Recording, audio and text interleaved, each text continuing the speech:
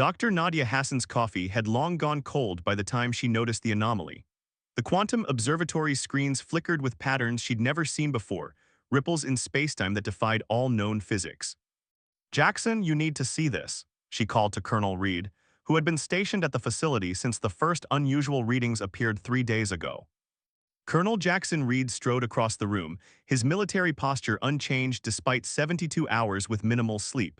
"Another false alarm, Doctor." "No," Nadia whispered, her dark eyes fixed on the screen. "This is different. These readings suggest multiple objects decelerating from faster-than-light travel. They're entering our solar system." The colonel's expression hardened. "How many?" "7 large masses, each approximately 3 kilometers in diameter." "Could it be natural phenomena, asteroids?" Nadia shook her head. "Asteroids don't decelerate. These objects are changing course deliberately, adjusting their trajectory toward Earth." She looked up at him. "We're witnessing first contact, Colonel." Within hours, the observatory buzzed with government officials, military personnel, and scientists from across the globe. The United Nations Security Council convened an emergency session while world leaders retreated to secure locations. Humanity had mere days to prepare for visitors who might be peaceful explorers or conquerors. "The president wants hourly updates," General Winters informed them via secure video link. "What's your assessment, Dr. Hassan?" Nadia stood before the screen, exhaustion etched across her face. The technology required for interstellar travel suggests they're thousands, perhaps millions of years more advanced than us. If their intentions are hostile, conventional weapons would be useless. "So you're saying we should surrender without a fight?" Colonel Reed interjected, his voice tight with controlled anger. "I'm saying we should be realistic," Nadia replied, "and perhaps focus on communication rather than conflict." The vessels entered Earth orbit 72 hours later. They positioned themselves equidistantly around the planet, hanging like obsidian monoliths against the stars. All attempts at communication went unanswered. Then came the message, not through radio waves or any known technology, but directly into the minds of every human on Earth. A collective psychic impression that somehow translated into words. "We are the Vorkathi. Your planet harbors resources vital to our survival. We claim Earth as a colonial outpost. Resistance will result in extinction. Cooperation will be rewarded." The world descended into chaos. While governments scrambled to formulate a unified response, panic gripped the population. Some fled to remote areas, others barricaded themselves in homes, and religious groups proclaimed the end times.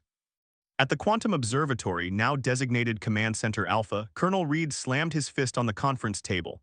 "They didn't cross light years for peaceful coexistence. This is an invasion, plain and simple." "I agree," Nadia said, surprising him, "but we need to understand them before we can fight them. Their technology, their biology, their motivations, everything." The first landing occurred outside Geneva, where the United Nations had established a designated contact zone. 3 egg-shaped pods descended from the nearest mothership, touching down with unsettling precision. World leaders watched via secure feed as a delegation approached the landing site. Colonel Reed and Dr. Hassan observed from Command Center Alpha, their faces illuminated by monitor glow. "They're emerging," Nadia whispered. The Vorkathi stood nearly 8 feet tall, with iridescent blue-green skin stretched over elongated limbs. Their faces featured 4 eyes arranged in a diamond pattern above what appeared to be breathing apparatus rather than conventional mouths. They moved with unsettling grace, as if gravity affected them differently. The delegation's leader, UN Secretary-General Akafar, stepped forward. "On behalf of humanity, we welcome you to Earth. We hope to establish peaceful." The Center Vorkathi raised a 6-fingered hand, and Akafar froze mid-sentence. Not from fear, but physically immobilized, as were all humans present. "Speech is inefficient," came the psychic impression felt by everyone watching. "We will extract what we need directly." The alien placed its hand on Akafar's head. The Secretary-General's face contorted in silent agony as information flowed between them. After 60 seconds that felt like eternity, Akafar collapsed. The Vorkathi turned to its companions and made a series of clicking sounds. Primitive but adaptable, the psychic translation reached everyone. "Their neural networks are compatible with our systems. Begin the harvesting." Before the military could respond, all 7 motherships released thousands of smaller craft. The invasion had begun. "They're targeting power grids, communications, and military installations," Colonel Reed reported, watching red alert indicators multiply across global maps. "Coordinated strikes, no warning." Nadia stared at her readings. Their weapons aren't conventional, they're using some form of directed energy that alters molecular bonds. Our defenses weren't designed for this. Within hours, major cities worldwide reported Vorkathi presence. The aliens didn't seem interested in mass casualties. Instead, they systematically disabled infrastructure and established control points. Humans who resisted were immobilized. Those who cooperated were left alone but monitored. They're not here to exterminate us, Nadia realized, studying footage from captured areas. They're here to use us. We're a resource just like they said. Colonel Reed's satellite phone buzzed. He listened intently, his expression growing grimmer. That was Pentagon, he said after disconnecting. Nuclear deterrents are non-operational. Every missile silo, submarine, and launch facility worldwide has been neutralized. They've disarmed us without firing a shot. Nadia closed her eyes, processing the implications. So that's it, we surrender. Reed's jaw tightened. No, we adapt. If conventional warfare won't work, we find another way. He turned to her. You said we need to understand them. Start there. Every species has weaknesses. Nadia nodded slowly. I'll need access to any captured technology and data from all encounter sites. You'll have it, Reed promised. The invasion was a success for them, but this is our home, and humans don't surrender easily. As night fell over the observatory, the Vorkathi motherships glowed with eerie blue light, illuminating a world forever changed. Humanity's greatest challenge had just begun. 3 months into the Vorkathi occupation, Dominic Reyes had learned to move like a ghost through the ruins of what was once Los Angeles. The sprawling city, once defined by its glittering skyline and congested freeways, now served as one of many Vorkathi processing centers, places where humans were evaluated for compatibility with alien systems. Dominic adjusted the makeshift signal jammer strapped to his wrist, a creation cobbled together from salvaged Vorkathi technology and human ingenuity. It masked his neural signature from the aliens' constant scanning. Without it, he would have been detected and captured long ago. Eagle's Nest, this is Phantom, he whispered into his modified radio. I'm approaching the western perimeter of Processing Center 3, no drone activity detected. Copy that, Phantom, came the scratchy response from his resistance cell's hideout. Remember, observation only, we need intel, not heroes. Dominic grimaced. He'd been a high school history teacher before the invasion, not a soldier. Yet here he was, crawling through drainage tunnels with stolen alien tech, fighting an enemy that could literally read minds. The processing center loomed ahead, a converted sports arena now surrounded by shimmering blue force fields and patrolled by hovering Vorkathi sentries. Their elongated bodies moved with that unsettling fluid grace that still triggered Dominic's fight-or-flight response. He positioned himself behind the remains of a collapsed parking structure and raised his binoculars. Through the building's broken windows, he could see hundreds of humans being processed through scanning stations.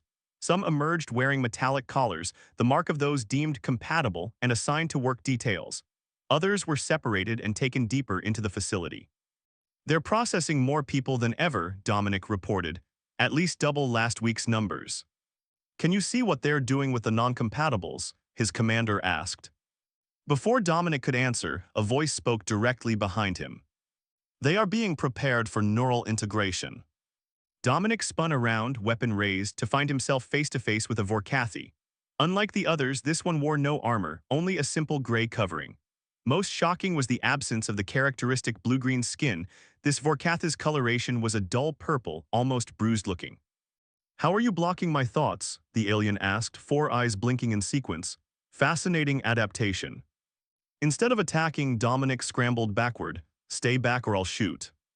If that was your intention, you would have already fired, the Vorkathi observed. I am Krex, diplomatic liaison and cultural anthropologist, or I was before I was branded a dissident. Dominic kept his weapon trained on Krex. Why should I believe anything you say? Because I can help you understand what happens to the non-compatibles, Krex replied, and why your resistance strategies are failing. After a tense standoff, Dominic made a decision that would alter the course of the occupation. He brought Krex to Eagle's Nest, a resistance bunker hidden beneath the ruins of the Natural History Museum. As expected, his arrival with an alien-triggered chaos. The resistance cell's leader, former Marine Captain Helena Wright, nearly executed Krex on sight. This is either the bravest or stupidest thing you've ever done, Reyes, she hissed, keeping her weapon trained on Krex while medical officers performed scans to verify the alien wasn't transmitting their location. The Vorkathi are not unified in their purpose here. Krex explained once the initial tension had subsided. I represent a minority faction that opposes the Harvester caste's methods. Harvester caste? Helena questioned. Those you've encountered are specialized for conquest and resource extraction, Krex said. They view all other species as mere raw materials. My caste, cultivators, believed Earth should be studied and potentially partnered with, not exploited. Dominic leaned forward. What happens to the non-compatibles? Krex's four eyes closed briefly as if in pain. Neural extraction. The harvesters discovered that human consciousness can be digitized and used to power our biotech systems. Those deemed incompatible for labor are harvested. The revelation sent shockwaves through the resistance cell. They had assumed the separated humans were being used for medical experimentation or simply eliminated. You're saying they're using human minds as batteries? Helena asked incredulously. More like processors, Krex corrected. Human neural patterns have unexpected compatibility with our technology. One human consciousness can power a small Vorkathi vessel for months. Dominic felt bile rise in his throat. How many have they processed? Globally, approximately 12 million, Krex answered. The process is not intended to be cruel. There is no physical pain, though consciousness persists in a disembodied state. Helena slammed her fist on the table. That's still murder. By your definitions, yes, Krex acknowledged. Which is why my faction opposed it. We sought diplomatic relations, cultural exchange, we were overruled. So why come to us now? Dominic asked. Because the Harvester cast plans to accelerate the process. Their schedule has been moved forward due to some cosmic deadline they refuse to share even with other Vorkathi. They intend to process half of Earth's remaining population within 2 lunar cycles. The room fell silent as the implications sank in. We need to get this information to Command Center Alpha, Helena finally said. If Dr. Hassan and Colonel Reed are still operational, they need to know what we're truly facing. Communications are impossible, Dominic argued. The Vorkathi monitor all transmissions. Krex tilted his elongated head. Not all. My neural pattern still has access to certain encrypted channels. I can transmit a message if you trust me enough to reveal their location. Trust was a luxury in occupied Earth, especially trust in an alien, but desperate times demanded desperate measures. If you betray us, Helena warned, I'll find a way to make you suffer before you die. Understood, Krex responded with what might have been respect. But know this, betraying you would mean betraying my own principles. The Harvesters have already sentenced me to neural dissolution for my views. I have nothing to gain by deception. The message was sent using modified Vorkathi tech, bypassing the global monitoring systems. As they waited for a response, Dominic studied their alien ally. If your faction lost the argument, how many others think like you? Perhaps 30% of all Vorkathi, Krex answered. Not enough to stop the Harvesters directly, but enough to create internal discord. That's our opening, Helena realized. We don't need to defeat their technology, we need to exploit their political divisions. A sudden alert from their monitoring systems cut the conversation short. Proximity sensors detected Vorkathi drones approaching the museum ruins. They've found us, Dominic said, checking his weapon. Krex's posture changed, becoming more rigid. No, they've found me. My absence has been noted, and they've tracked the residual energy signature from my communication device. Then we move out, Helena ordered. Everyone to evacuation route Bravo. As the resistance members scrambled to gather essential equipment, Krex approached Dominic. I must stay behind, the alien said. If captured, I can misdirect them about your destination. Dominic shook his head. That's suicide. It is atonement, Krex corrected. My species came to yours as conquerors when we could have been allies. Some debts can only be paid one way. Before Dominic could argue further, the first explosions rocked the building above. The Vorkathi assault had begun. As the resistance fighters vanished into the underground tunnels, Dominic cast one last glance back at Krex. The alien stood tall, facing the entrance, ready to confront his own kind. The occupation was a success, Krex said softly, but perhaps it will not remain so.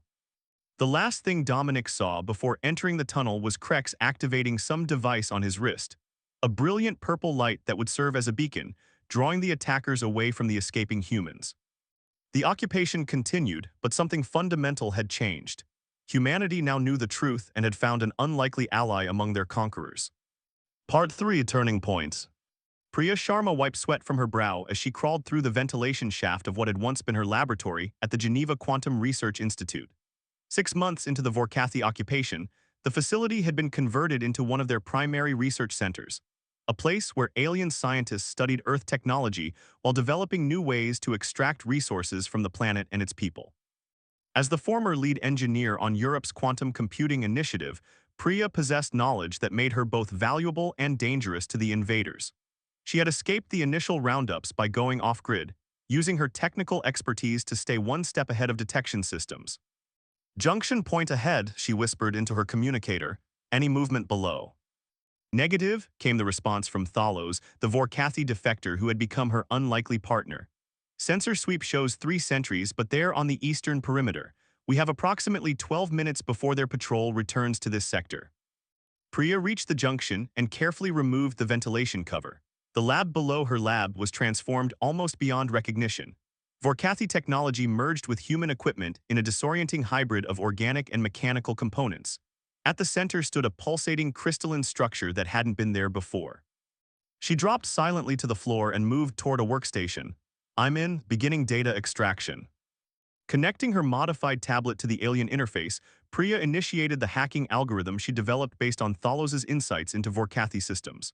Unlike other aliens she'd encountered, Thalos belonged to the scientific caste, physically distinct with his grayish-white skin and 6 eyes instead of 4. He had sought her out 3 weeks ago, claiming to have vital information about Vorkathi vulnerabilities. "You have 7 minutes remaining," Thalos warned through the comm. "The security protocols are adapting to your intrusion faster than anticipated." Priya's fingers flew across the screen. "Almost there. I've breached the primary firewall, accessing their central database now." The information flooding her tablet was overwhelming: technical specifications, biological data, and strategic plans, all written in the Vorkathi's complex symbolic language that Thalos had helped her partially decode. "Priya, you need to exit immediately," Thalos suddenly urged, his usually measured voice tense. "Security drones are being deployed. They've detected the data breach." "Just 30 more seconds," she insisted, watching the download progress bar. "There's something here about their neural network. It could be the key we've been looking for." Alarms blared throughout the facility. The crystalline structure in the center of the lab pulsed more rapidly, shifting from blue to angry red. "Download complete," Priya announced, disconnecting her tablet and sprinting toward the ventilation shaft.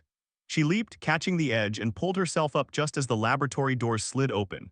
Vorkathi security forces swarmed in, their specialized sensory appendages scanning for intruders. Priya replaced the vent cover and crawled rapidly through the shaft, heart pounding in her ears.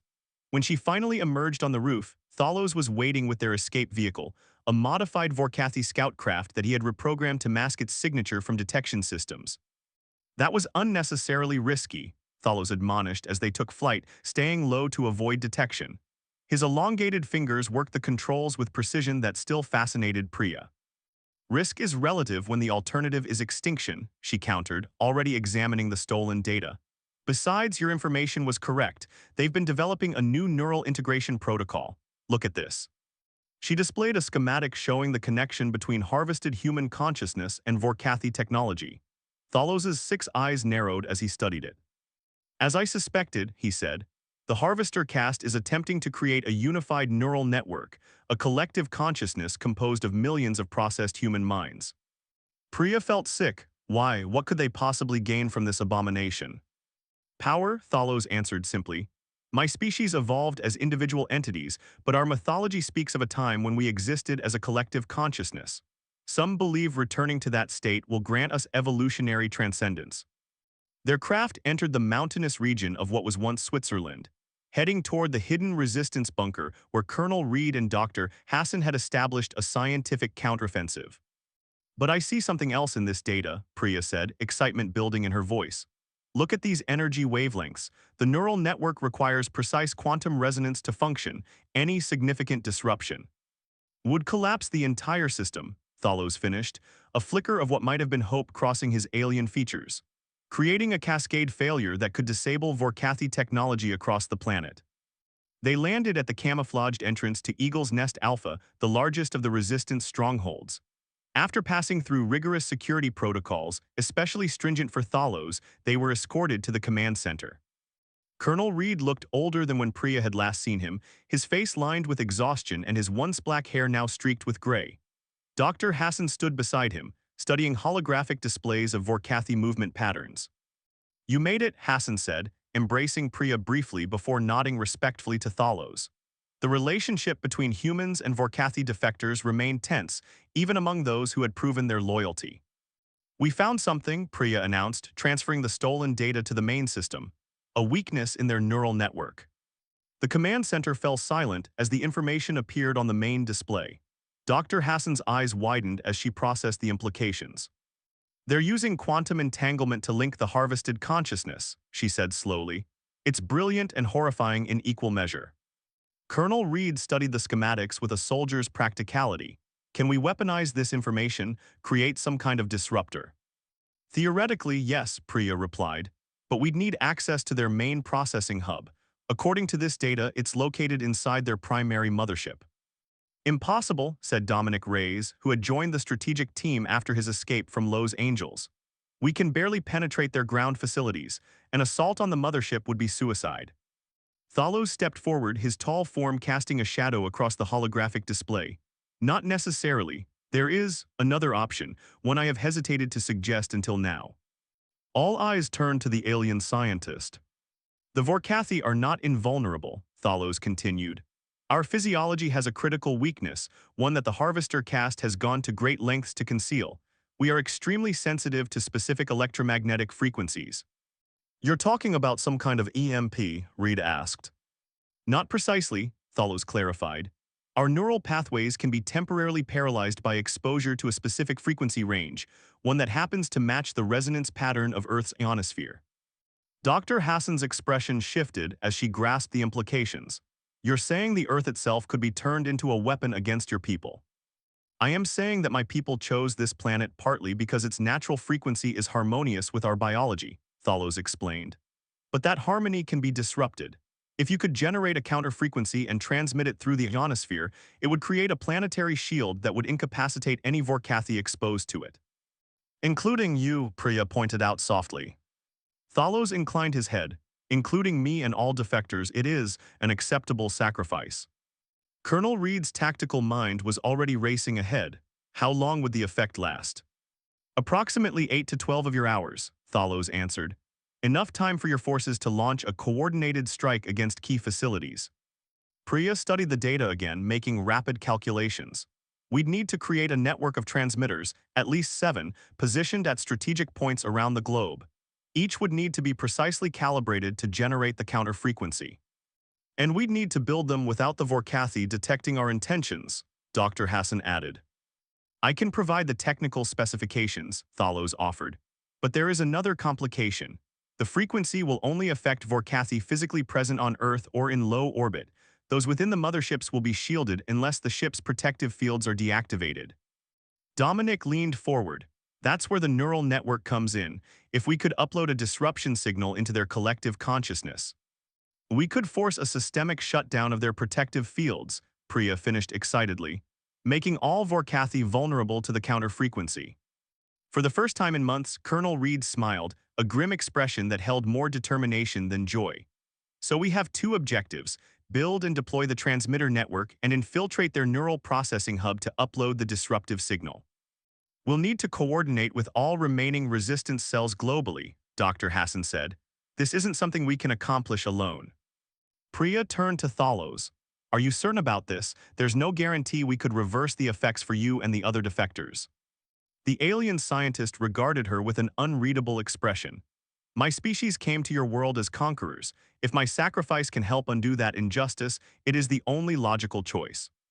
As the command center erupted into activity, plans being formulated, messages dispatched to resistance cells worldwide, Priya found herself standing beside Thalos, watching the first real hope of victory take shape.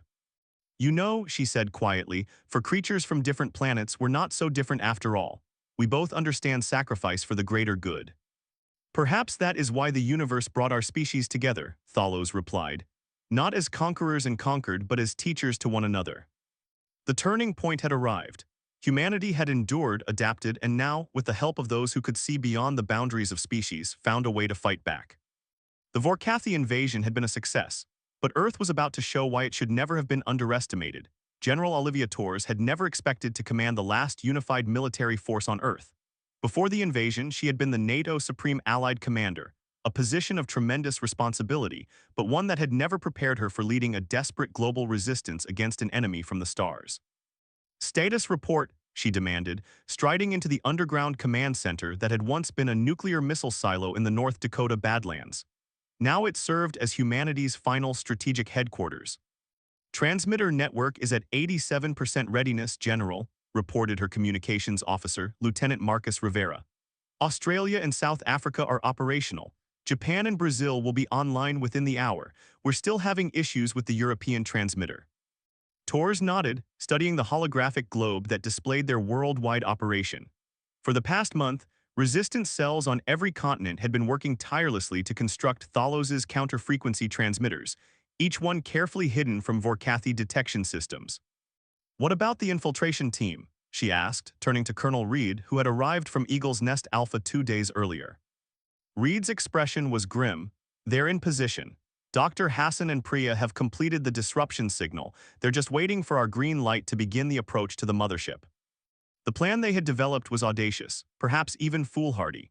While the transmitter network would generate the counter-frequency across Earth's ionosphere, an infiltration team would board the primary Vorkathi mothership to upload a disruptive signal into their neural network hub.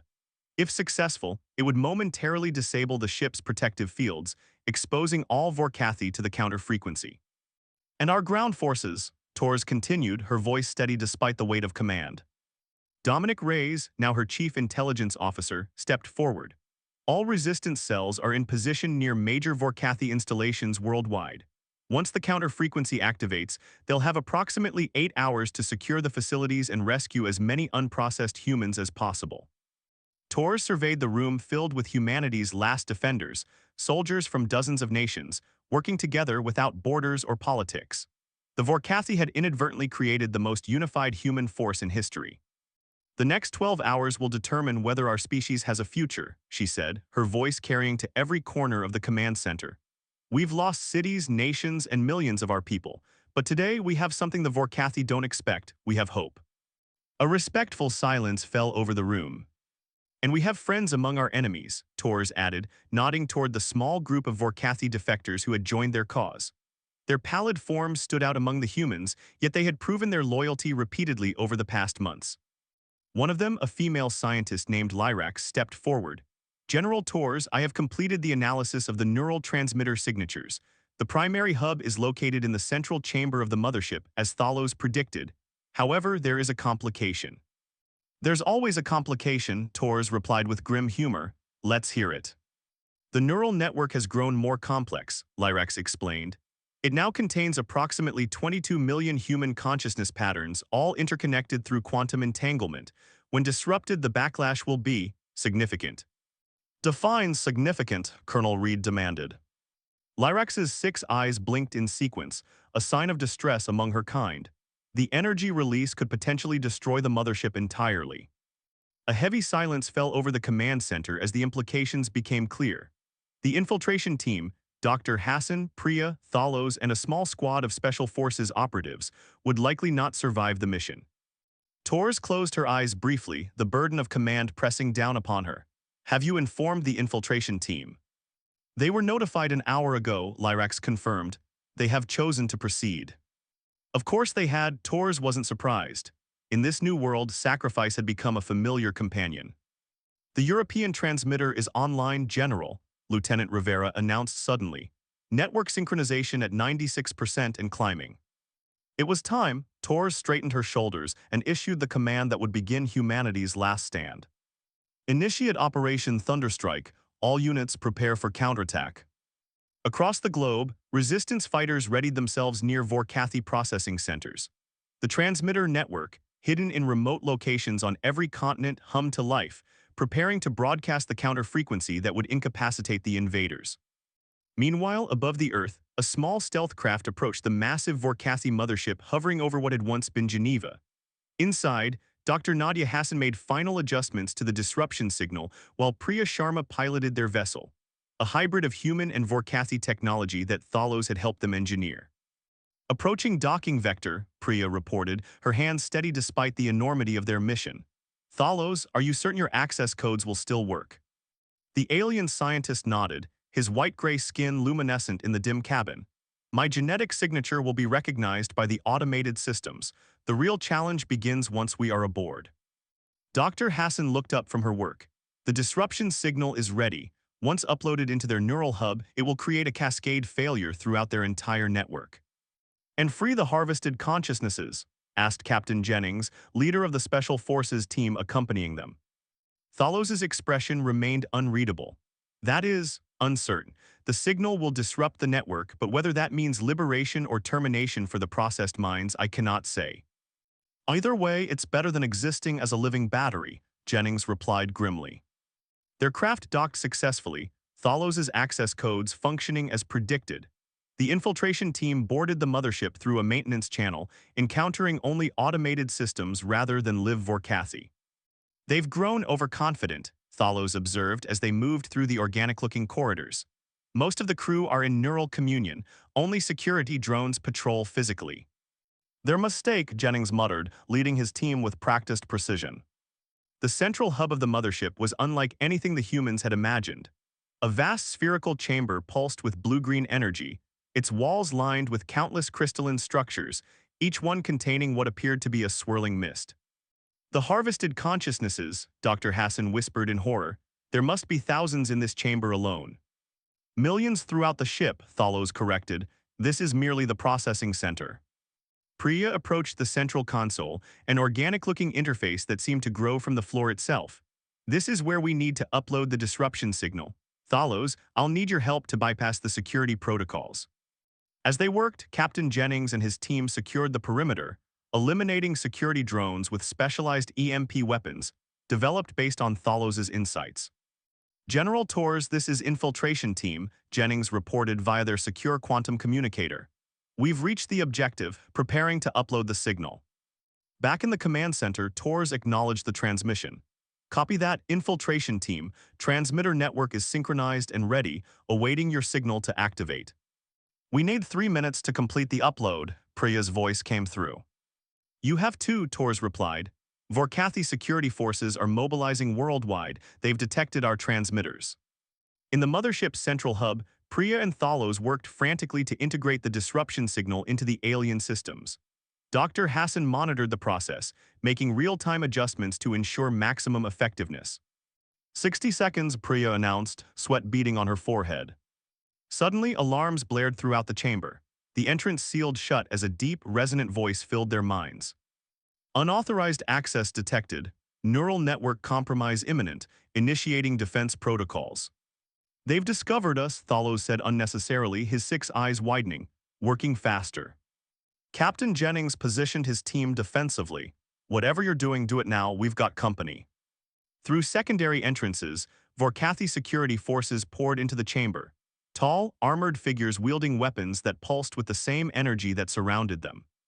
"Upload at 90%, Priya called out over the sounds of weapons fire as Jennings and his team engaged the security forces. Dr. Hassan looked up from her monitor, a realization dawning on her face. The signal, it's going to create a feedback loop when it hits the neural network. The energy release will be exponentially larger than we calculated. "Meaning?" Jennings demanded, taking cover behind a crystalline pillar. "Meaning we won't have time to escape before this ship is destroyed," Hassan answered grimly. Thalos never paused in his work. "Then we must ensure our sacrifice accomplishes its purpose." "Upload complete," Priya announced as the console beneath her hands pulsed with new energy. "Initiating neural disruption now." "General Torres," Dr. Hassan transmitted urgently. "Activate the transmitter network immediately. We won't be able to make it out, but the signal is uploading. The mothership will be destroyed in the process." In the command center, Torres closed her eyes briefly. "Understood, Dr. Hassan, your sacrifice will not be in vain." Then to her communications officer, "Activate the transmitter network, full power." Around the globe, 7 massive transmitters powered up simultaneously, sending a precisely calibrated frequency into Earth's ionosphere. The planet's magnetic field amplified the signal, creating a blanket of energy that enveloped the entire world. Aboard the mothership, the effect was immediate and dramatic. The Vorkathi security forces froze mid-attack, their elongated bodies rigid with neural paralysis. Simultaneously, the neural hub began to pulse erratically as the disruption signal spread through the network. "It's working," Priya exclaimed. watching as the crystalline structures containing harvested consciousnesses flickered and destabilized. The entire chamber began to vibrate as energy surged through the systems. Cracks appeared in the walls as the ship's structural integrity failed. General Tours, Dr. Hassan transmitted one final time. The signal is cascading through their network. All Vorkathi ships will lose their protective fields in approximately 30 seconds. The counter frequency will affect them all. Confirmed, came Tor's steady voice. All resistance forces are moving into position. Your mission is a success, Dr. Hassan. As the mothership began to break apart around them, Dr. Hassan turned to her companions. Jennings and his team stood tall, weapons still ready despite the paralyzed enemy. Priya reached out to clasp Thalos's elongated hand in a gesture of solidarity that transcended species. It was an honor, Hassan said simply. The mothership exploded in a sphere of blue-white energy visible from the ground below. Simultaneously, every Vorkathi on Earth and in low orbit collapsed, their neural systems temporarily shut down by the counter-frequency permeating the atmosphere. Across the globe, resistance forces emerged from hiding, moving swiftly to secure alien facilities and free human captives. In processing centers worldwide, the metallic collars fell from the necks of the compatible workers as the Vorkathi control systems failed.